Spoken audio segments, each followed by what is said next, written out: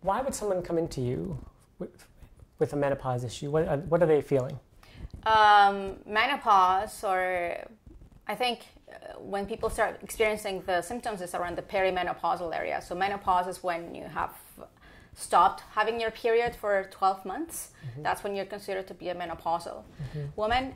Before that, the perimenopausal period is when it can be quite challenging for women, because they're experiencing all these changes that all of a sudden are creating a little bit of a disruption in their lives. So they could present with irritability, being more sensitive to quarrels at home or to issues with their children. So they're finding that they're crying more than they used to, that they cannot tolerate the slightest sort of issue that presents in their lives. The other issues that people associate with menopause is, the hot flashes, so that can be really bothersome as well. Changes in libido, changes in their skin, changes in their reproductive area as well. So it could really affect like a whole host of symptoms that they can.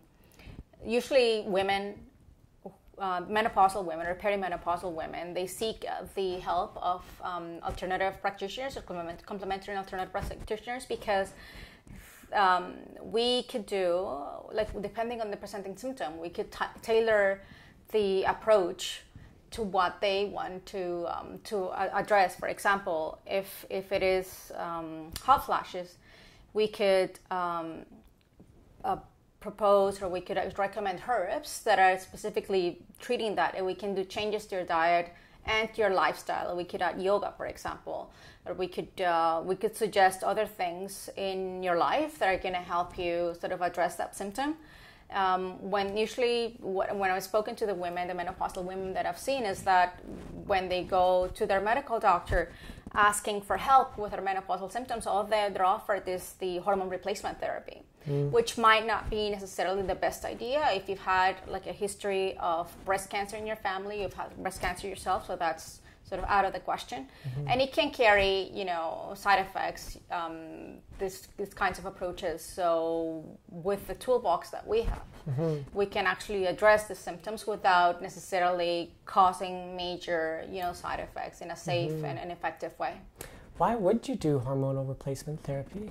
And as a naturopath, is there a way to affect that naturally? Yes. Yeah. So people do hormonal replacement therapy because they, I guess it depends on how they look at menopause. So there's two ways of thinking. There are some women that feel that the menopausal periods appear this transition. It's what happens with aging, and they're okay with sort of undergoing those changes and understanding that their reproductive life is coming to an end, and that it's time to sort of transition to a different time in their lives, so they can feel, I'm done with my reproductive years, and now it's time for sort of to look after myself and to enjoy myself a little bit more. For other women, it could be that they feel this as a loss. So it feels like they're not necessarily prepared for all these changes to occur, and they want to preserve, their reproductive ability. Not that they can, but what happens with the hormone replacement therapy is that it's kind of mimicking, your normal reproductive sort of system in a way. So your hormones are being supplied by the medication as opposed to your ovaries and your own system to try to sort of ameliorate the symptoms that can be presenting when the hormones start to go down around the perimenopausal period. So it just depends on what your goals are and how you view sort of these changes that are happening to you. So as a naturopath, you would often steer people away from that and towards more... Well, not necessarily, because we do have access to bioidentical hormones as well that might work to the same extent that the synthetic hormone replacement therapy can. So we could suggest those, let's say, in the event that the symptoms are not being addressed necessarily with the herbs or with the supplements that we're recommending, or with the different, dietary and lifestyle changes that we have suggested. So that could be sort of like a next step. The other situation where women could feel like more inclined to seek hormone replacement therapy is when they have osteoporosis, for example. We know that the bone health is really dependent on a number of conditions, but particularly with, the amount of calcium that you take in your diet, the amount of sunlight you get, and the amount of vitamin D that you have, but also estrogen plays a big role in preserving the integrity of the bone.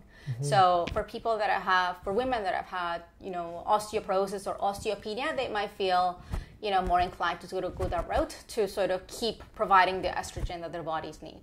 The issue with hormone replacement therapy is that it shouldn't be taken for too long, because then you can see changes in your breast that might be, not necessarily benign, or changes in the lining of your uterus. So, it can carry other side effects. So we sort of need to sort of weigh the pros and the cons of a particular therapeutic approach. Okay. Yeah.